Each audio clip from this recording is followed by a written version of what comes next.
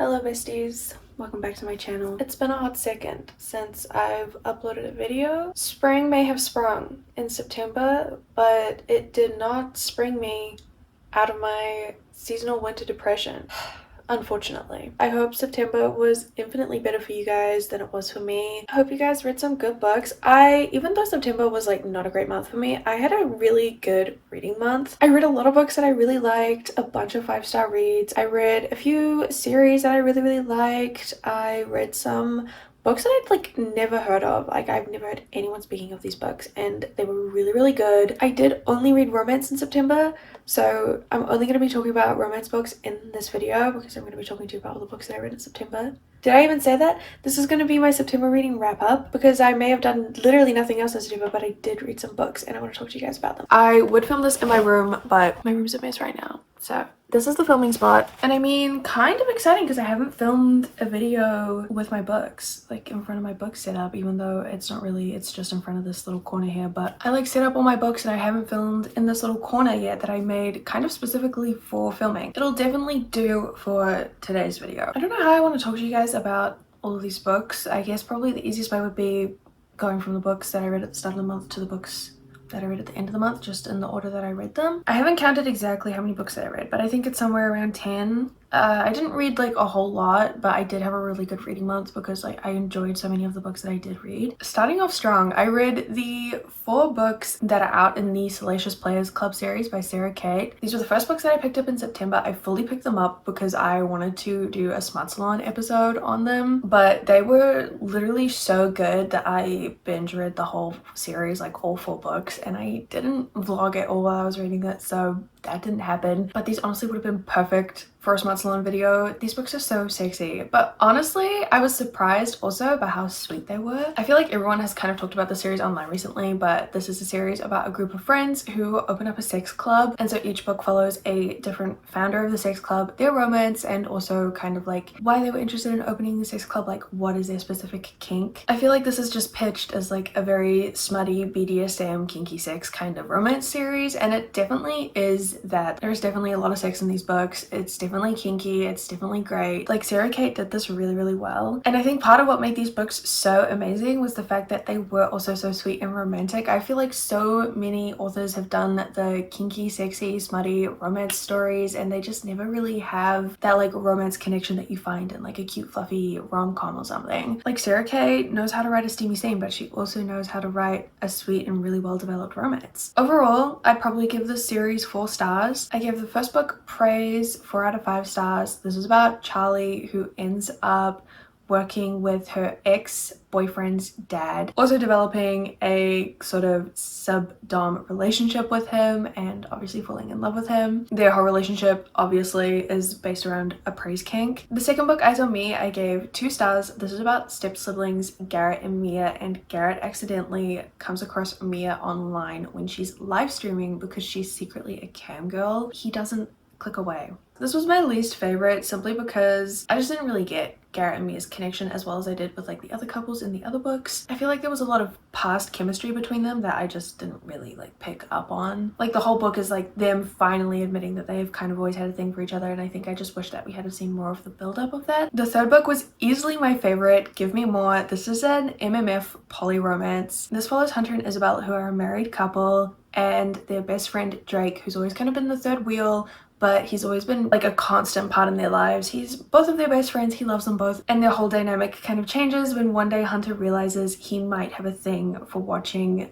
Drake and Isabel together. This one was honestly, I think it was the cutest. I personally feel like this one had the most conflict and struggle for the characters to work through, and you know, before they ended up getting together, but I feel like that just made like the ending so much more satisfying, and I'm just like a sucker for a cute poly romance. This was so good. Like I was giggling and screaming and crying reading this. It was so cute. And then the fourth book, Mercy, I gave 4 stars to, but I have kind of like conflicted feelings about. I don't even know how to describe this one. This is about Maggie and Beau, and both Maggie and Beau think that they have like nothing to do with kink or BDSM. Like they think they are both completely vanilla, not interested in spicing up their sex life at all until both of them take the quiz through the sex club that they all opened. There's like an online app that goes with it where you can take a quiz, find out what you're into, and also like talk with other people who are also members from the sex club. So Maggie and Bo both take this quiz. Maggie gets her results back. They say that she's a dom. Bo gets his results back. They say that he's a bratty sub. And through the app they start talking and they like decide that they'll meet up, and then they meet, and it's a bit awkward because Maggie is the owner of the sex club and Bo is the son of one of the other owners. He's the ex from the first book. So obviously like Maggie and Bo know each other, and that's just an incredibly awkward situation to be in. It's kind of like a forbidden romance, like they shouldn't date, there's an age gap. I really liked Maggie and Bo's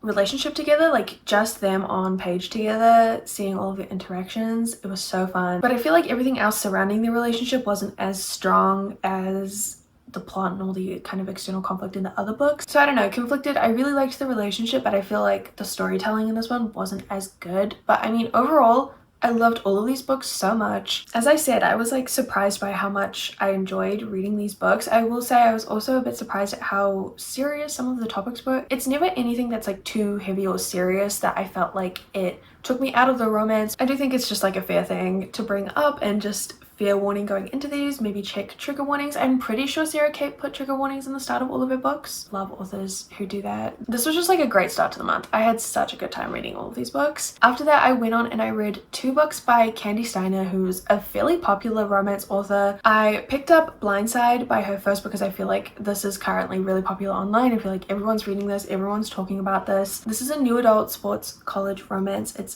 fake dating between kind of like this popular football sports player and this kind of shy intern on the PR team. So Clay is this football star, and at the start of the book we find out that his high school sweetheart has dumped him, so he's coming out of a relationship breakup. He's not dealing with it very well, and Gianna, who's an intern for the sports like PR team, she gets sent to deal with Clay and his kind of like tantrums that he's been throwing with the media. So they end up working together, like quickly become friends, and then they kind of realize that they both want to get the attention of 2 other people, and they think that the best way to get that attention will be by fake dating. The little like 2-line blurb at the top of the Goodreads description and like on the back of the book is, the hottest college football safety in the nation just asked me to be his fake girlfriend and I just asked him to take my virginity. Like, this was just so quick and fun and easy to read, honestly. Like, there wasn't any super unnecessary drama or conflict. I really am finding these days that I just do not have the patience or the time for romance books that have unnecessary over-the-top third act conflict drama. Like, I just cannot deal with romance books like that. This was just like the perfect quick romance read for me. I gave this 4 stars, and I thought because I liked Candy Steiner's writing so much, I could go and pick up one of her other books, and so I picked up A Love Letter to Whiskey because I feel like it's probably her other most popular book. But I really didn't like this. I gave this 1 star. This was easily the worst book that I read in September. This was just like too dramatic, too angsty, too cringe for me to read. This whole story is told through the metaphor of our female main character being addicted to Whiskey, who is the male main character, the love interest. And basically the whole time she's like, I'm addicted to him, I'm an alcoholic, I can't give him up, even though our relationship just never seems to work or is super toxic. Because this is very much a right person, wrong time kind of romance. The characters just never seem to be able to end up together. They're either dating someone else, or there's family drama, or they're not in the same city, or, you know, just honestly things that I really just couldn't believe, like in the context of the story, in the sense that I could see this happening in real life. But I just genuinely felt like half of the conflicts that happened in this book were so unnecessary, and I just wasn't in the mood for any of that. And as I said, it was just like so cringe. The whole book being told through that metaphor of an alcoholic with an addiction to whiskey, I just couldn't do it. So that was bad. Like, that was really bad. And so I wanted to go back to the fake dating happiness that I had from reading Blindside. So I picked up another fake dating book, Teased by Melanie, Harlow. Pretty sure this is a new release, and this is like fake dating, kind of like, and this is kind of like the fake dating trope, but it's also sort of more like a fake marriage trope. This follows Felicity and Hutton. They are childhood best friends, so this is a best friends to lovers romance. And Felicity is at their high school reunion, and she basically just ends up bragging that her life is super great and she's married to this super rich hot billionaire, which she definitely isn't, but super lucky for her that her best friend Hutton is a super rich hot billionaire. Basically, Hutton left school. He is not at the high school reunion because he just like doesn't care, but he got into the tech industry and he's so rich and famous, he's almost like a celebrity. And so Felicity calls him from the high school reunion and she's like, I know you didn't want to come, but please, you have to show up and pretend to be in love with me. I've told everyone that we're engaged and we're gonna get married. And obviously Hutton goes. He would do anything for Felicity. He's so obviously in love with Felicity. Very classic friends to lovers fake dating, honestly. Like, Hutton fully takes advantage of this lie that Felicity's told, and he fully spins it out of control. Like, he tells their families, he's like, you should move in with me. To make it super believable, we should share a room and share a bed. Like, Melanie Harlow really went all out. I don't know though, something about this book, I just didn't totally love it. I just felt like there was something missing, and I felt the same way. I've read one other Melanie Harlow book and I felt the exact same way. Like, I just don't connect to her books, it seems like. I just couldn't really connect to the characters. I couldn't really fully connect to the story. And I think that's saying something when this is my favorite trope, fake dating, and it had so many of the best like fake dating tropes, but I still didn't love it. This was a good 3-star rating though. I gave it 3 stars. I really enjoyed my time reading this and I would recommend it to other people. I just personally know that I've read better romances. I've read better fake dating romances. It's not really gonna stand out in my memories, you know. Unfortunately, it just wasn't really for me. Another book that I gave 3 stars to, but this one is a very different 3-star rating. I read Dear Ava by Ilsa Madam Mills, and I mean, this book was popular forever ago. Like, I'm definitely late to picking this one up, but I was honestly so surprised by this book. Reading this, I just was absolutely not at all prepared to go into what I thought was going to be a kind of sweet high school romance, to get a story about a girl who is sexually assaulted. In the first chapter, this is how the story starts. Ava, our main character, goes to a high school party and she gets sexually assaulted by someone on the high school football team. She doesn't know who's done it, and she goes back to school like fully intending to try and find out who assaulted her. And so like, I went into this, you read the blurb for this book and it fully is just like, Ava's like the outsider. She has an interesting relationship with 3 guys. Who is she going to end up with? I fully went into this expecting like a cute, maybe trivial high school romance, just a sweet little who is she gonna choose kind of story, and I fully got a whodunit sexual assault mystery case. And like, there was also the who is she gonna choose sweet kind of romance aspect, but I like the 2 stories in one, just I didn't feel like both of those stories worked really well together. It's just a bit too messy. It was just a bit too much. It wasn't like a horrific shock because I read something traumatic in this book, but it just had such a serious tone that I just had like no preparation for. So after that, I did read another high school romance, and unlike Dear Ava, this one was very clearly advertised as a sort of dark high school bully romance. So I knew what I was getting into with this one. I read Things I Wanted to Say But Never Did by Monica Murphy, and Monica Murphy is the one who wrote A Million Kisses in Your Lifetime, and I fully intended to pick up that book because I still haven't read it and it is so popular, and I was just in the mood. I wanted to find like a good high school romance, but A Million Kisses in Your Lifetime isn't available in KU anymore, but this one was, so I picked this up. And this was like a really interesting romance setup. Obviously it's a bully romance. Our male main character, Whit, basically bullies the female main character, Summer. He hates her, but the reason why he hates her was just like so randomly interesting. Summer's mum is Whit's dad's mistress and kind of ruined Whit's home life.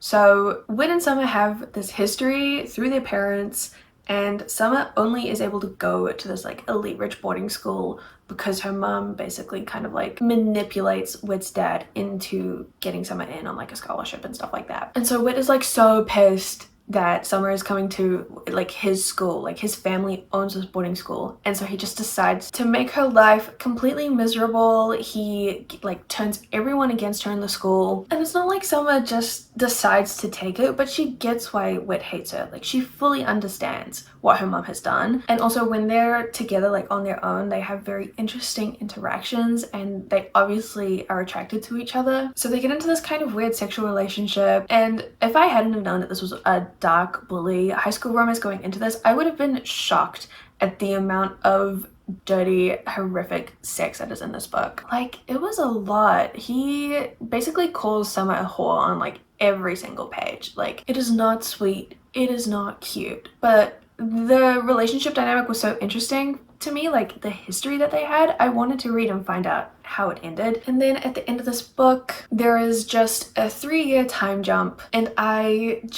hate time jumps in books, specifically romances, unless it's like an epilogue situation, you know, like a little bonus chapter at the end. I don't mind a time jump then, but you're telling me at the 70% mark, when things are getting juicy, you're going to tell me that we're getting a 3-year time jump and the characters are just going to be completely separated for 3 years, and so they're basically strangers, but you're expecting me to believe that they just meet up again and get back together and fall in love? Like, that didn't solve anything. Like, I was so pissed off reading this time jump. Like, it just totally ruined this book. It just totally ruined this book. I felt so cheated of some good juicy drama. Instead, I get a lame as fuck time jump. This had so much potential to be like a really interesting, fun, dark, bully high school romance, and it was just entirely ruined by the last 30-20% of this book, unfortunately. I gave this 2 stars. Everything else that I read in September though was a 5-star read for me. So the last standalone book that I read, randomly picked up on Kindle Unlimited. Someone was talking about reading this book on Instagram, like they'd just read it, said it was pretty decent. I don't even think they said what it was about, but I don't know, maybe I could kind of tell from the title, Fake Empire, that this was going to be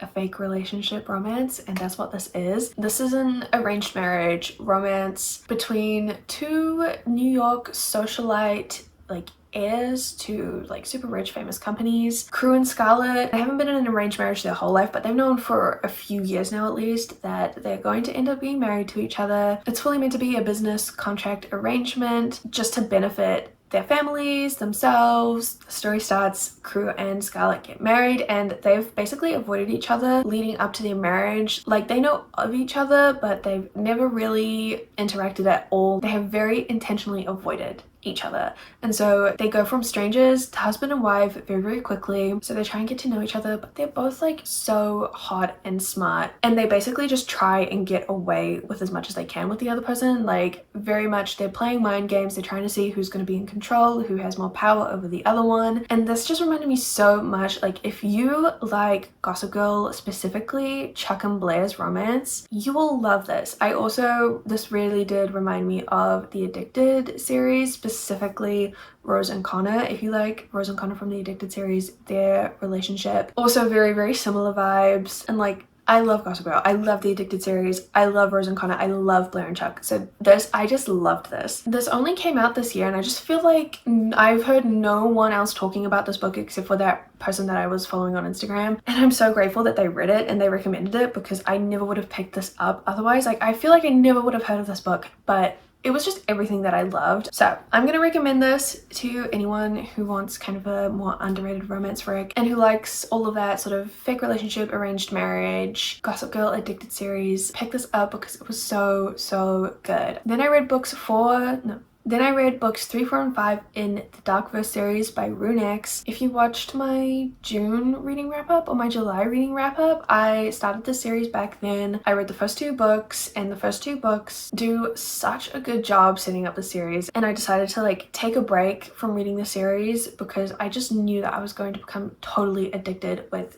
these books, this universe, all of these characters. Like, I just didn't want it to end too quickly because I knew that I would just binge read all of the books. And I also just like, do you ever like put off reading a book because you know you're going to love it so much?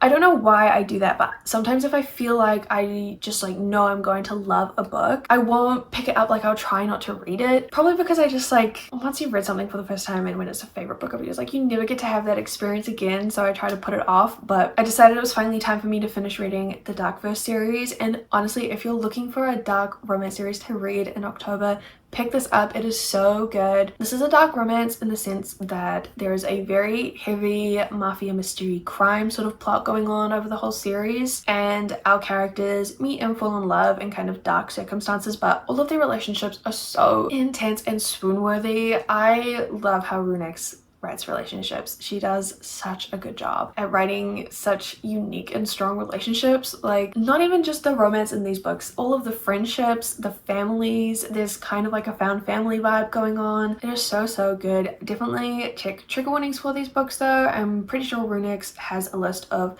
trigger warnings for each of her books, like at the start when you're reading them before you get into them, so you know what you're getting into. I don't really want to talk about the plots too much because obviously these are the later books in the series, and as I said, this has a very strong mystery plot, so it's kind of hard to talk about these books without spoiling anything. First two books follow the couple Tristan and Morana, and they have very much like an enemies to lovers sort of romance. They're from two opposing gangs basically, and they have to work together to try and like solve this little mystery, and that mystery kind of sets up for the bigger mystery that we see in the third, fourth, and fifth book. The third book follows Dante and Amara. They have a sort of childhood friends to lovers sort of forbidden romance. The finisher follows Alpha and Z, and they're kind of like unrelated to the first three books, and they have a fake relationship, arranged marriage romance, but they do also have a history together, but it's tricky because Alpha has amnesia, so he doesn't remember any of his past with Z. And the last book, The Annihilator,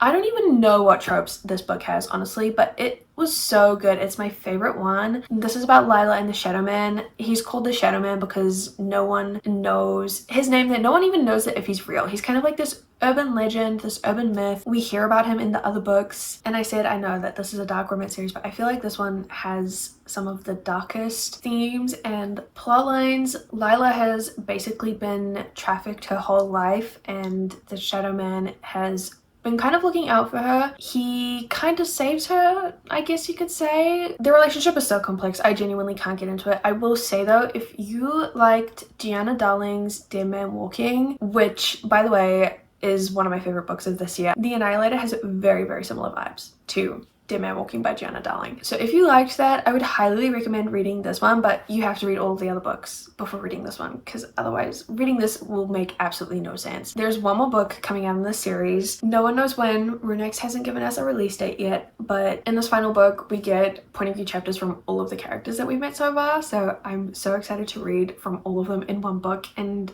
also, obviously, the mystery is going to be solved. I feel like the mystery aspect of this book reminded me so much of the Mindfuck series by St. Abbey. So if you liked that series, I would recommend this. It has very similar vibes. The Mindfuck series is also one of my favorite reads of this year. It was so good. And I know it's been really popular this year. So if you read the Mindfuck series and you're looking for something that is just as good, I'm recommending the Darkverse series by Runix, because this is easily one of my top dark romance series of all time. And then the last book that I read in September was one of my most anticipated reads for this year. It has been everywhere online. Everyone has been talking about it. Everyone has been reading it. I was dying to get my hands on this book and read it, and I finally read it. Magnolia Parks by Jessa Hastings. Everyone who says that this is a romance book is a liar. This is the most tragic book I have ever read in my life. The most tragic, fucked up love story. This is like if Shakespeare and Lana Del Rey wrote a book. That's what this book is. This is about Magnolia and BJ. Magnolia and BJ are everything to each other, and they are the definition of soulmates, except for the fact that they're not together because their relationship was ruined by something that BJ did. You find out pretty quickly, basically, BJ cheated on Magnolia, and so they're trying to they didn't know how to deal with that. I mean, I feel like that's a safe thing to say. Like, how the fuck do you deal with something like that happening in a relationship where you're like with your soulmate, the person that you genuinely believe that you're supposed to spend your entire life with, like the person who is perfect for you in every way, except they're not perfect for you in every way, obviously. And so this book starts and BJ and Magnolia are not together, but they also very much are together. Like, they don't know how to deal with what happened between them, but they also don't know how to actually end their relationship. And it's just sickening. It's just sickening to read how in love they are, but also how horrible they are for each other. I genuinely felt sick to my stomach reading this. This was just such an experience. It took me like a long time to read this book. It's kind of a big romance. It's 500 pages, but it took me, I think, almost 2 weeks because I would read like a few chapters and I would physically have to put the book down and process what I was feeling because so much happens in this book, like so much happens in every single chapter, and it's just, this is like right person, wrong time, but also wrong person, right time. Like both Magnolia and BJ are kind of the worst, but I love them both so much. I feel like everyone I talk to is a BJ hater. They hate BJ, and I get it because I do hate him as well. I haven't heard anyone say that they're a Magnolia hater, but oh my god, I hated her so much reading this. But I also love them both. Like something about them, both reading from both of their point of views, I got them. I got them so much. I fully understood why they were so horrible to themselves, to each other, to everyone else, like why they couldn't get over each other, why they had to get over each other. I know I said this would be like if Shakespeare and Lana Del Rey wrote a story, but honestly, Jessa Hastings could have written Romeo and Juliet. Shakespeare could have never written Magnolia Parks. So agonizing in the most beautiful fucked up way. And this was the last book that I read in September. I am currently reading the Daisy Hates book, which is set in the same universe and follows characters that we meet in Magnolia Parks, but we're like 2 weeks into October and I've only read like 50 pages. I don't know why I'm finding it a little bit difficult to get into this. I think because I just honestly really need to read the second Magnolia Parks book. What is it, Far From Home? No, that's the Spider-Man movie. Long Way Home? Magnolia Parks Long Way Home. I am in physical pain not owning this book and being able to read it. I'm really hoping that I can order it online soon because I just feel like my life is going to be on hold until I've read it. Like, this book is so consuming. This world, this series, this universe that Jessa Hastings has created, so consuming. I'm not going to be able to live until I've read this second book. I just don't want to do it. I don't want to read about other characters. Like, I just think this maybe isn't the right time for me to be reading this, so I might put it down. So even though I have started this, I don't think you'll be hearing my thoughts on Daisy Hates in October. Probably will read it and finish it in November. I say that and it's like we're 2 weeks into October. But I do have some other fun videos that I want to do, some books that I want to read for like specific themed vlogs. I did ask you guys if you wanted to see a TBR video, or if you wanted, I really want to try show you guys like a month of reading for me, like how I plan TBRs, because I don't really like making TBRs, and so I thought it could be interesting to see like the planning process, but then also what actually happens in a month for me in terms of reading, like what I actually end up picking up and what I actually end up reading. We'll have to see how that video goes, but that's gonna take me the whole month to film, so you won't be seeing that until the end of this month. I'm actually going away next week. Like the week that I'm filming this, I'm going away. The following week, I'm going home visiting my family, so I don't know how much time I'm gonna have to film all these other videos that I really want to film, but hopefully you guys will see me in another video soon. I'm glad to be back. I'm hoping that I don't get another last minute round of the seasonal depression. So I don't know when my next video is going to come up because of that, and also because I'm a little bit busy over the next few weeks. But until then, I hope you guys liked this video talking about my September books. If you've read any of these, because I read some really popular books in September, please come talk to me about them. I would love to talk to you guys about these books. I would love to hear your thoughts and feelings, or you can message me on Instagram and just talk to me about all these books in my DMs. I will always leave a link to my Instagram down in the description, as well as my other social medias. I'm gonna go. I've just been talking for so long, and I will see you guys hopefully probably soon. If you want, you can turn on my post notifications so you'll be the first to know when I upload next. But until then, bye besties.